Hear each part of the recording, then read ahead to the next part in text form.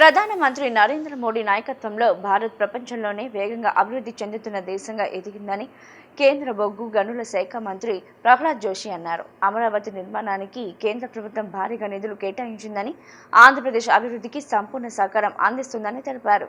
భవానీపురంలోని వాజ్పేయి పార్క్లో నిర్వహించిన స్వచ్ఛ భారత్ కార్యక్రమంలో కేంద్ర మంత్రి ప్రహ్లాద్ జోషి, ఏపీ బీజేపీ అధ్యక్షులు పివిఎన్ మాధవ్, పశ్చిమ ఎమ్మెల్యే సుజనా చౌదరి పాల్గొన్నారు. ఈ సందర్భంగా వారు మొక్కలు నాటి మాజీ ప్రధాని అటల్ బిహారీ వాజ్పేయి విగ్రహానికి పూలమాలలు వేసి నివాళులర్పించారు. అనంతరం పార్కులో స్థానిక వాకర్స్తో కలిసి నడుస్తూ వారి సమస్యలను అడిగి తెలుసుకున్నారు. అనంతరం మీడియాతో మాట్లాడిన ప్రహ్లాద్ జోషి, ప్రధానమంత్రి నరేంద్ర మోడీ దేశానికి అత్యధిక కాలం సేవలు అందించిన ప్రధాన మంత్రుల్లో ఒకరిగా నిలిచారని పేర్కొన్నారు. 2014కు ముందు భారత్ ఆర్థిక వ్యవస్థ అనేక సవాళ్లను ఎదుర్కొంటున్నప్పటికీ ప్రస్తుత ప్రపంచంలోనే అత్యంత వేగంగా అభివృద్ధి చెందుతున్న ఆర్థిక వ్యవస్థగా భారత్ అవతరించిందన్నారు. రైల్వే రంగంలో విప్లవాత్మక మార్పులు చోటు చేసుకున్నాయని, దేశవ్యాప్తంగా భారీ స్థాయిలో రైల్వే విద్యుదీకరణ చేపట్టి ప్రపంచంలో 2వ స్థానంలో నిలిచామని తెలిపారు. అలాగే ఎలక్ట్రానిక్స్ తయారీ రంగం గతంతో పోలిస్తే 8 రెట్లు వృద్ధి సాధించిందన్నారు. ఆంధ్రప్రదేశ్ రాజధాని అమరావతి అభివృద్ధికి ముఖ్యమంత్రి చంద్రబాబు నాయుడు, ఉప ముఖ్యమంత్రి పవన్ కళ్యాణ్ నేతృత్వంలోని రాష్ట్ర ప్రభుత్వం సమగ్ర ప్రణాళికలను కేంద్రానికి వివరించిందని చెప్పారు. అమరావతి నిర్మాణం కోసం కేంద్ర ప్రభుత్వం 15,000 కోట్లు కేటాయించడంతో పాటు హడ్కో ద్వారా మరో 11,000 కోట్లు ఆర్థిక సాయం అందించిందని వెల్లడించారు. అమరావతిని దేశంలోని ప్రధాన ప్రాంతాలతో అనుసంధానం చేసే రైల్వే ప్రాజెక్టులకు కూడా కేంద్రం నిధులు మంజూరు చేసిందన్నారు. ప్రధాని మోడీ నాయకత్వంలో ఆంధ్రప్రదేశ్ అభివృద్ధికి కేంద్ర ప్రభుత్వం పూర్తిగా కట్టుబడి ఉందని స్పష్టం చేశారు.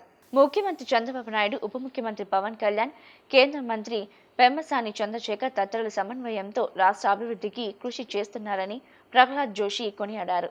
ఇదే విధంగా తెలంగాణ అభివృద్ధికి కూడా కేంద్ర ప్రభుత్వం ప్రాధాన్యత ఇస్తూ ముందుకు సాగుతుందని తెలిపారు. I am here in historic city Vijayawada. I have reached yesterday. The purpose of visit is Honorable Prime Minister of India Shri Narendra Modi ji. He has completed 12 years in the office.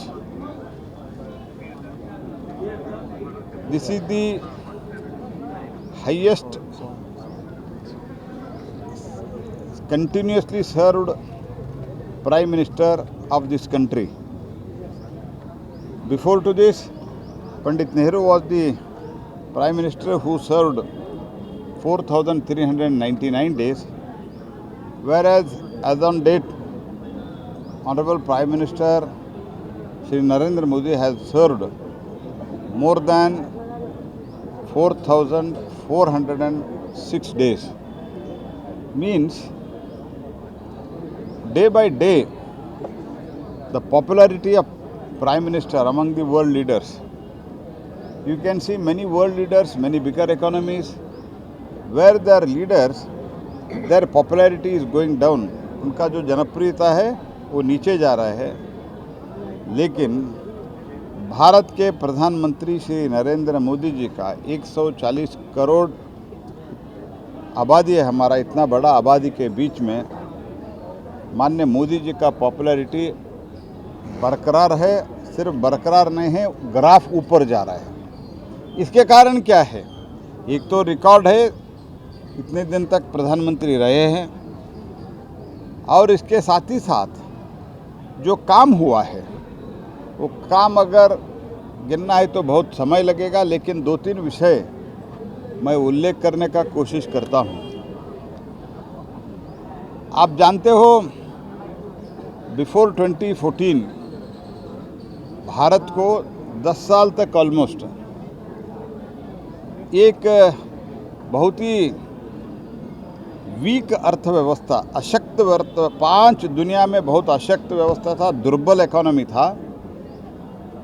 In that दुर्बल economy 5 में भारत भी था. Fragile 5 ऐसे बुलाते थे. आज fragile 5 से भारत दुनिया के सबसे तेजी से बढ़ने वाली अर्थव्यवस्था बन गई है. We are the fastest growing economy of the world.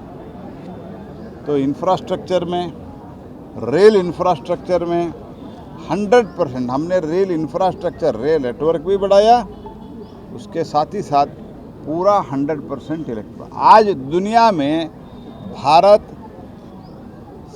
दूसरा देश है, second country in the world to complete entire railway net, I mean converting the entire railway network into the electrification. This is the second country. Switzerland was the first country.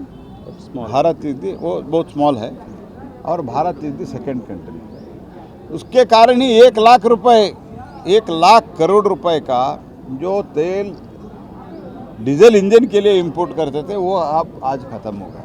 इसलिए छोटे चीज़ों को माननीय मोदी जी ने identify करके ऐसे बदलाव लाया है। देश में इंफ्रास्ट्रक्चर बढ़ रहा है, मैन्युफैक्चरिंग ज़्यादा हो रहा है। हमारा इलेक्ट्रॉनिक गुड्स का मैन्युफैक्चरिंग 8 गुना 8 टाइम्स इंक्रीज हुआ है, 6 गुना उसका एक्सपोर्ट ज़्यादा हुआ है। ये सब कारण प्राइवेट सेक्टर में एम्प्लॉयमेंट भी जनरेट हो रहा है। इसी के साथ हमने ज़्यादा इधर नहीं बोलना चाहता हूँ। शाम को जो हमारा मीटिंग है, इंटेलेक्चुअल का मीटिंग ऐसे मुझे बोला है, तो उधर मैं बात करता हूँ। एक तो अमरावती के लिए ये कैपिटल का बहुत गड़बड़ हुआ था, आप जानते हो, कैपिटल सिटी का। इधर के माननीय मुख्यमंत्री और हमारे पार्टी के लोग सब मिलके, एनडीए में जो भी है, पवन कल्याण गारू, नायडू जी के नेतृत्व में, हमारे इधर के लोकल पार्टी के सब मिलके माननीय प्रधानमंत्री जी को ऐलान किया अमरावती को। और सरकार, क्योंकि पहले जब बाबू साहब थे then it was decided as Amaravati, but उसके बाद 3, 4, 5 ऐसे कुछ भी बोला, तो इसके कारण ये समस्या आगे भी न होना, इसीलिए अमरावती को हमने पार्लियामेंट में पारित करके, ये बिल पारित करके अमरावती कैपिटल करके हमने रिकग्निशन भारत सरकार से, आंध्र प्रदेश सरकार से, आंध्र प्रदेश अलग अलग पार्टियां जो है एनडीए में, उनके रिक्वेस्ट पर किया है। उसके लिए इनिशियली 15,000 करोड़ हमने डेवलपमेंट के लिए माननीय मोदी जी ने दिया है, और 11,000 करोड़ हडको ने फाइनेंसिंग किया है।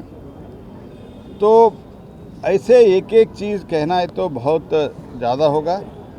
और new railway line worth 2,245 crore connect to Amaravati, क्योंकि अमरावती अभी कैपिटल बन रहा है, अलग अलग प्रदेश से संपर्क होना चाहिए, रेल संपर्क भी होना चाहिए।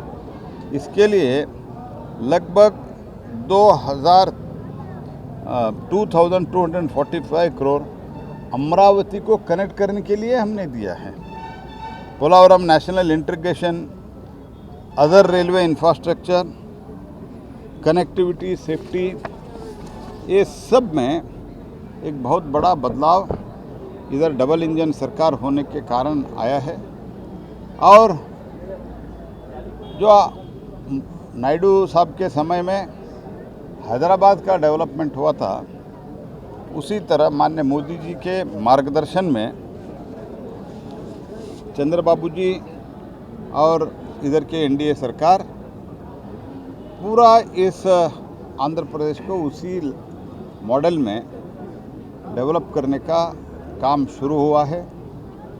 तो मैं इतना ही कहता हूँ, भारत सरकार मोदी जी के नेतृत्व में आंध्र प्रदेश, अभी जो बाइफर्केशन होने के बाद आंध्र प्रदेश नया बन गया है, उसका डेवलपमेंट के लिए हमारे सरकार मोदी जी के नेतृत्व में हम बहुत प्रतिबद्ध है। उसके लिए इधर के सभी पार्टियां जो एनडीए का अलायंस में है, चंद्रबाबू नायडू गारू, हमारा माधव जी के नेतृत्व में बीजेपी, पवन कल्याण गारू, ये सब मिलके बहुत अच्छा काम कर रहे हैं। तो मोदी जी का सोच ये है, भारतीय जनता पार्टी का और मोदी जी का, कि जब राज आगे बढ़ता है, प्रदेश आगे बढ़ता है, देश आगे बढ़ता है। यही सोच के साथ हम सभी प्रदेश, उधर बाकी प्रदेशों में भी हम इसी तरफ काम कर रहे हैं। जहाँ बीजेपी गवर्नमेंट नहीं है, तेलंगाना के लिए भी हम इतना ही काम करते हैं, लेकिन इधर के मुख्यमंत्री सब में रुचि लेके, सबको विश्वास में लेके काम कर रहे हैं। इसीलिए 21st सेंचुरी भारत का होना चाहिए, 2047 विकसित होना चाहिए। वो विकसित भारत बनाने के लिए हम ये संकल्पबद्ध होके प्रदेश और केंद्र सरकार मिल के चल रहे हैं। जब प्रदेश विकसित बनता है तब भी देश विकसित बनता है। तो इस कार्यक्रम बहुत अच्छे ढंग से हमारा आंध्र प्रदेश के यूनिट है, हमारा इधर के एमएलए चौधरी, इनका इमेज बहुत क्लीन है। ऐसे बहुत अच्छा कार्यक्रम आयोजित किया है, उन सब लोगों को मैं धन्यवाद अर्पित करता हूँ।